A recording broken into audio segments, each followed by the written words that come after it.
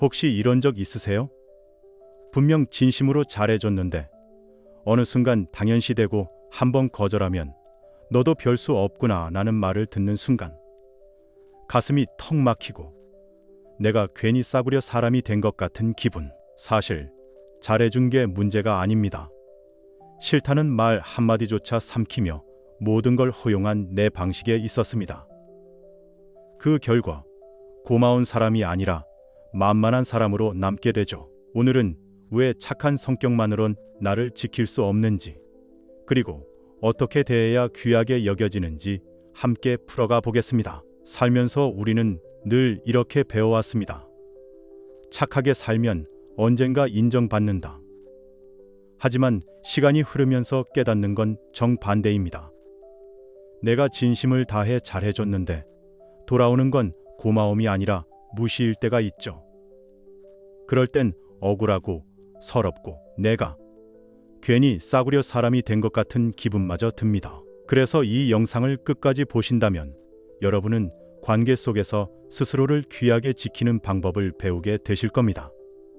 또한 지나친 착함이 왜 상처로 이어지는지 그 본질을 이해하게 되실 거예요. 지금부터 5가지 이야기를 드릴게요. 첫 번째는 착한 성격이 배려가 아니라 도구로 오해받을 때입니다. 살다 보면 가장 민감한 부탁 중 하나가 돈과 관련된 일입니다. 이번 달만 급하게 좀 빌려주실래요? 형님, 딱 이번만이에요. 처음엔 선뜻 내어줍니다. 사람이 급할 때 도와주는 게 인간적인 도리라 여겼으니까요. 하지만 시간이 지나면서 그 이번만이라는 말은 무색해집니다. 다음 달에도 또 그 다음 달에도 같은 부탁이 이어집니다. 갚을 기미도 없는데 요구는 점점 커지죠. 그러다 결국 용기 내어 말합니다. 이번엔 어렵겠네. 돌아오는 대답은 차갑습니다. 아니, 늘 도와주셨잖아요. 이번에도 해주실 줄 알았는데요. 그 순간 깨닫습니다. 내 호의는 고마움이 아니라 편리함으로 소비됐다는 사실을요. 심리학자 애덤 그랜트는 기브 앤 테이크에서 이렇게 말했습니다. 주는 사람은 존중받기도 하지만 동시에 가장 쉽게 이용당하기도 한다. 착한 성격 자체가 잘못된 건 아닙니다. 문제는 내가 준 마음을 상대가 고마움이 아니라 편리한 도구로 받아들이는 순간입니다. 그때부터 나는 귀한 존재가 아니라 언제든 꺼내 쓰는 물건이 되고 맙니다. 두 번째는 착한 성격이 존중이 아니라 만만함으로 굳어질 때입니다. 모임 자리에서도 자주 일어납니다. 동창회든 친목 모임이든 누군가는 늘 편하게 앉아만 있고 나는 항상 연락 돌리고 회비 정리하고 뒤치다꺼리를 맡습니다. 당신이 해줘야 모임이 굴러가죠. 처음엔 소속감이 느껴져서 기뻤습니다. 내가 필요하구나 싶었으니까요. 하지만 시간이 흐르면서 상황은 달라집니다. 그건 내가 원해서 하는 역할이 아니라 늘 해주는 사람이라는 굴레로 굳어져 버린 겁니다. 그래서 한 번은 조심스럽게 말해봅니다. 이번엔 좀 힘들겠네. 다른 분이 해주시면 어떨까요? 그러자 돌아오는 반응은 싸늘합니다. 아니, 늘 하던 사람이 왜 갑자기 빠지세요? 서운하네요. 그 순간 그동안의 수고는 모두 사라집니다. 나는 모임을 위해 헌신한 사람이 아니라 당연히 해줘야 하는데 이를 빼먹은 사람으로만 남게 되죠. 속이 뻐근하고 괜히 내가 작아진 듯 서운함이 몰려옵니다. 여기엔 중요한 심리 원리가 숨어 있습니다. 사람은 무조건 다 받아주는 사람에게 존경심을 느끼지 않습니다. 오히려 기준이 있고 때로는 안 된다라고 말할 줄 아는 사람에게 신뢰를 느낍니다. 철학자 쇼펜하우어도 이렇게 말했습니다. 사람은 친절을 존중하는 것이 아니라 경계를 존중한다. 내가 아무리 선하게 굴어도 기준이 없다면 그 친절은 존중으로 이어지지 않습니다. 결국 고마운 사람이 아니라 만만한 사람으로 굳어져 버리는 겁니다. 세 번째는 착한 성격이 침묵으로 이어져 내 마음을 갉아먹을 때입니다. 살면서 이런 순간 많으셨을 겁니다. 가족이 무심코 내 마음을 상하게 하는 말을 합니다. 엄마, 그 얘긴 그만 좀 하세요. 아버지는 또 잔소리하시네. 가슴이 철렁 내려앉습니다. 순간 화가 치밀지만 말이 목구멍에서 멈춥니다. 괜찮아. 내가 참으면 되지. 이렇게 스스로를 달래며 넘깁니다. 하지만 그 침묵은 쌓이고 쌓여 결국 내 안을 갉아먹습니다. 나는 여전히 착한 부모, 착한 배우자, 착한 친구로 남았지만 마음속 깊은 곳에서는 나는 존중받지 못한다는 씁쓸함이 자리를 잡습니다. 심리학에서는 이것을 억눌린 분노라고 부릅니다. 겉으론 차분해 보이지만 속에서는 분노가 천천히 부식시키는 겁니다. 미국 심리학자 다니엘 웨그너는 억눌린 감정은 사라지지 않고 오히려 더 강하게 돌아온다고 했습니다. 결국 참는 척, 웃어넘기는 척은 순간은 평화를 주지만 시간이 지나면 관계를 더 크게 무너뜨리는 불씨가 됩니다. 네 번째는 착한 성격이 불균형으로 이어져 관계를 기울게 만들 때입니다. 누군가와 오래 지내다 보면 관계는 주고받음으로 유지됩니다. 하지만 착한 사람의 관계는 종종 한쪽으로 기울어져 버립니다. 예를 들어 친구와 자주 만날 때 늘 내가 먼저 연락을 합니다. 이번 주말에 시간 괜찮아? 네가 좋아하는 식당 예약해뒀어. 나는 늘 먼저 다가가고 챙깁니다. 그런데 상대는요. 나의 노고를 당연하게 받아들이고 언젠가부터는 연락 한번 주지 않습니다. 그 순간 깨닫습니다. 아, 이 관계는 내가 일방적으로 지탱하고 있었구나. 관계가 기울면 나는 늘 바치는 쪽, 상대는 늘 받는 쪽이 됩니다. 그 결과 나의 자존감은 점점 약해지고 상대의 태도는 점점 뻔뻔해집니다. 그리고 언젠가는 이런 말까지 듣게 되죠. 네가 원해서 한 거잖아. 난 부탁한 적도 없는데 왜 서운해해? 그 말은 가슴을 후벼 팝니다. 내가 준 마음이 고마움이 아니라 쓸데없는 짓처럼 취급되는 순간 착한 성격이 관계를 망치는 결정적 이유가 여기에 있습니다. 사회심리학에서는 이것을 관계 불균형의 법칙이라 부릅니다. 받기만 하는 사람은 점점 덜 고마워하고 주기만 하는 사람은 점점 더 서운해진다는 원리입니다. 다섯 번째는 자존감을 잃고 후회로 남을 때입니다. 여러분, 세월이 지나 나이 들면 가장 마음을 아프게 하는 게 뭘까요? 돈이 조금 부족했던 게 아닙니다. 명예가 없었던 것도 아닙니다. 사실 가장 쓰라린 건 바로 후회입니다. 그때 왜 한마디 못했을까? 왜 늘 참기만 했을까? 이런 생각이 밤마다 떠올라 가슴을 무겁게 합니다. 예를 들어볼게요. 직장에서 늘 남들 대신 야근을 했습니다. 괜찮습니다. 제가 하겠습니다. 늘 이렇게 말하며 뒤에 남았죠. 그런데 몇 년이 지나고 보니 인정과 보상은 다른 사람에게 돌아갔습니다. 그 순간 심장이 철렁 내려앉습니다. 내가 했던 노력은 대체 어디로 간 걸까? 가정에서도 똑같습니다. 식사 자리에서도 늘 마지막에 숟가락을 들고 가족 의견을 물을 때도 늘 난 괜찮아, 너희 마음대로 해 하고 뒤로 물러납니다. 그러다 보니 어느 순간 깨닫습니다. 내가 있어도 없어도 상관없는 사람처럼 되어버렸구나. 이런 순간이 쌓이면 내 마음속에서 목소리가 사라집니다. 나는 소중하다라는 믿음은 점점 줄어들고 나는 늘 져주기만 하는 사람일 뿐이야 라는 씁쓸한 생각이 자리 잡습니다. 이게 바로 자존감을 잃는 과정입니다. 자존감을 잃는다는 건 결국 내 삶의 무게가 가벼워지는 겁니다. 철학자 키르케고르는 이런 말을 남겼습니다. 인생은 뒤돌아볼 때 이해되지만 앞으로 나아갈 때는 선택으로만 살아간다. 이 말은 이런 뜻입니다. 살다 보면 나중에 뒤돌아봐야만 왜 그때 그렇게 됐는지 이해할 수 있다는 겁니다. 하지만 그때는 이미 늦습니다. 앞으로 걸어갈 때 내가 어떤 선택을 하느냐에 따라 나중에 남는 게 당당함이 될 수도 있고 억울한 후회가 될 수도 있습니다. 만약 내가 늘 착하기만 한 선택을 한다면 뒤돌아볼 때 남는 건 억울함과 후회뿐입니다. 그래서 지금부터라도 작은 선택을 바꿔야 합니다.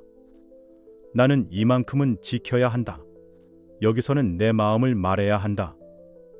이런 기준을 세우는 용기가 훗날 후회를 막아주는 유일한 길입니다. 앞에서 살펴봤듯 착하기만 한 태도는 결국 나를 만만하게 만들고 관계를 불균형하게 만듭니다. 그렇다면 반대로 작은 습관 하나, 말투 하나를 바꿔서 나는 소중한 사람이다 라는 신호를 상대에게 줄 수 있어야 합니다. 이 전략들은 거창한 게 아닙니다. 평소 가족과 대화할 때, 친구와 만날 때, 이웃과 어울릴 때 누구나 바로 써먹을 수 있는 방법들입니다. 지금부터 하나씩 소개해 드릴게요. 첫 번째는 거절을 부탁처럼 말하기입니다. 많은 분들이 거절을 잘 못합니다. 아니요 라고 말하면 관계가 깨질까봐 두려운 거죠.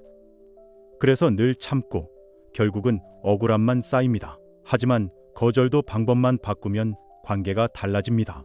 예를 들어 친구가 이렇게 말합니다. 이번 주도 네가 좀 챙겨줄래? 그럴 때 단칼에 안 돼 라고 말하면 마음이 상하겠죠.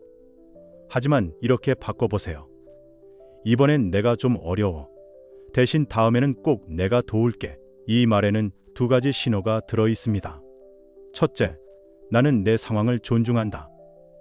둘째, 나는 여전히 관계를 이어가고 싶다. 즉, 단순한 거절이 아니라 배려 있는 거절이 되는 겁니다. 심리학에서는 이것을 단호한 친절이라고 부릅니다. 단호함과 친절함을 동시에 담을 때 상대는 나를 만만하게 대하지 못합니다.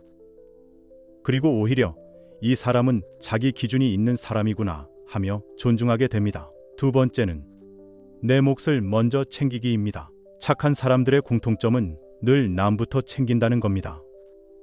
가족끼리 식탁에 앉아도 나는 늘 마지막에 젓가락을 듭니다. 모임에 가도 다른 사람 앉을 자리를 먼저 챙겨주고 나는 구석에 앉습니다. 이 작은 습관들이 쌓여 결국 나는 자기 자리가 없는 사람이 되어버립니다. 그래서 이제부터는 아주 사소한 것부터 바꿔야 합니다.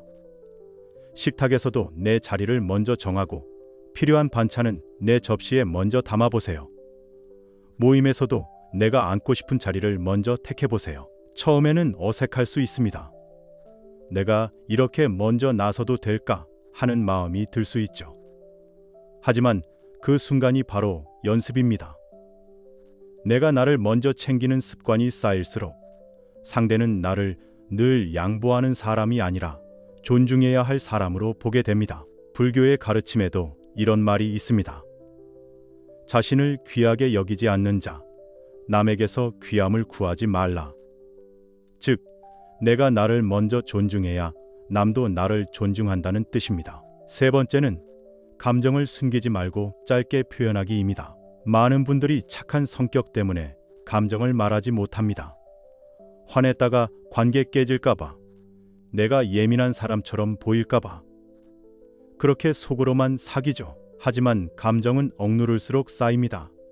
그리고 결국 폭발하거나 마음병으로 이어집니다. 그래서 중요한 건 감정을 길게 늘어놓는 게 아니라 짧게 표현하는 것입니다. 예를 들어 자녀가 이렇게 말합니다.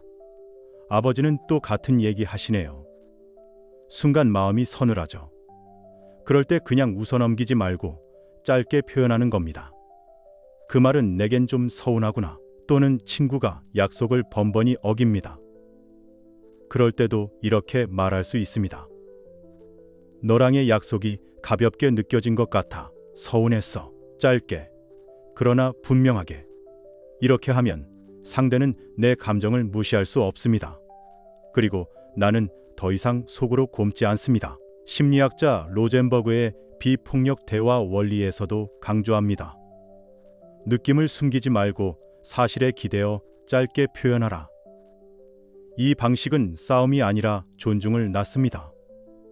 상대는 이 사람의 마음을 가볍게 보면 안 되겠구나 하고 깨닫게 되죠. 네 번째는 작은 기준을 공개적으로 세우기입니다. 착한 성격의 사람들은 기준을 마음속에만 두고 드러내지 않습니다. 말하면 불편해하지 않을까?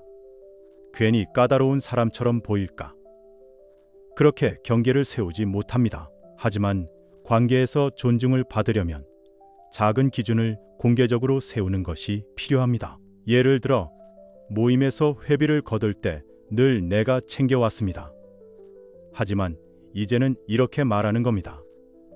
이번부터는 돌아가면서 맞는 게 어떨까요? 또는 가족 모임에서 늘 내가 준비만 했다면 오늘은 내가 준비하지 않을게. 이번엔 네가 맡아줘. 이렇게 공개적으로 작은 기준을 세우는 겁니다. 상대는 처음에는 당황할 수 있습니다. 하지만 시간이 지나면 오히려 내 기준을 존중하기 시작합니다. 이 사람은 늘 해주는 사람이 아니구나. 부탁할 땐 조심해야겠구나. 철학자 공자도 이런 가르침을 남겼습니다. 사람은 제 자리를 알아야 하고 그 자리를 지킬 때 비로소 존중받는다. 내 기준을 세우고 그 기준을 드러내는 건 곧 내 자리를 지키는 행위입니다. 5번째는 주는 것만큼 받는 연습하기입니다. 여러분, 혹시 이런 적 있으세요? 누가 뭐 하나 사주겠다고 하면 얼른 손사래부터 치는 겁니다. 아휴 됐어. 괜히 돈 쓰지 마. 나보다 다른 사람이 더 필요해. 겉으로 보면 겸손하고 배려심 깊어 보이죠. 그런데 시간이 지나면 오히려 문제가 생깁니다. 왜냐하면 받지 못하는 사람은 결국 늘 주기만 하는 사람으로만 남거든요. 상대는 점점 고마움을 덜 느끼고 나는 속으로 공허해집니다. 예를 들어 딸이 옷을 하나 사왔습니다.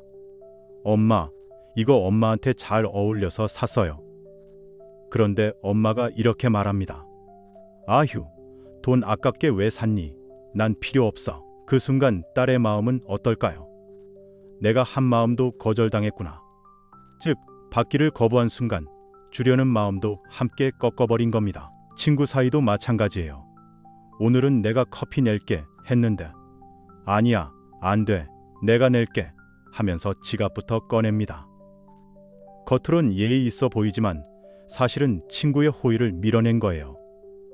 그럼 친구는 속으로 이런 생각을 하죠. 내 마음은 필요 없는 건가? 여러분, 관계는 주는 것만으로 유지되지 않습니다. 받아줘야 상대가 존중받는다고 느낍니다.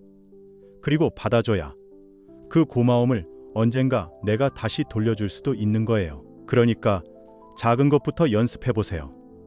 누가 커피 한 잔 사주면 그냥 웃으며 고마워, 덕분에 기분이 좋네 하고 받는 겁니다. 그 순간 상대는 내 마음이 전해졌구나 하고 따뜻해집니다. 불교에서도 이런 말이 있습니다. 주는 것도 공덕이지만 받는 것도 공덕이다. 받을 줄 알아야 관계가 순환하고 서로가 귀하게 여겨집니다. 여러분, 오늘 이야기를 들으면서 어떤 생각이 드셨나요? 누구보다 잘해주고 누구보다 양보했는데 돌아오는 게 무시와 당연시였던 순간들. 그때 느꼈던 서운함과 억울함이 다시 떠올라 가슴이 먹먹해지지 않았나요? 사실 착한 성격 자체는 잘못이 아닙니다. 하지만 착하기만 하면 결국 나는 도구로, 만만한 사람으로, 그리고 후회만 남는 사람으로 남게 됩니다. 그래서 우리는 오늘 5가지 방법을 통해 배웠습니다. 거절을 부탁처럼 말하고, 내 몫을 챙기고, 감정을 짧게 표현하고, 작은 기준을 세우며 주는 것만큼 받는 연습을 하는 것. 이것이 결국 나를 귀하게 만들고 관계를 지켜주는 지혜입니다. 오늘 배운 5가지 전략으로 관계 속에서 나를 지키고 더 귀한 사람으로 살아가시길 바랍니다. 영상을 끝까지 함께 해주셔서 감사합니다. 이런 깊은 이야기가 더 필요하다면 구독과 좋아요, 알림 설정 부탁드립니다. 다음 이야기에서 또 뵙겠습니다. 감사합니다.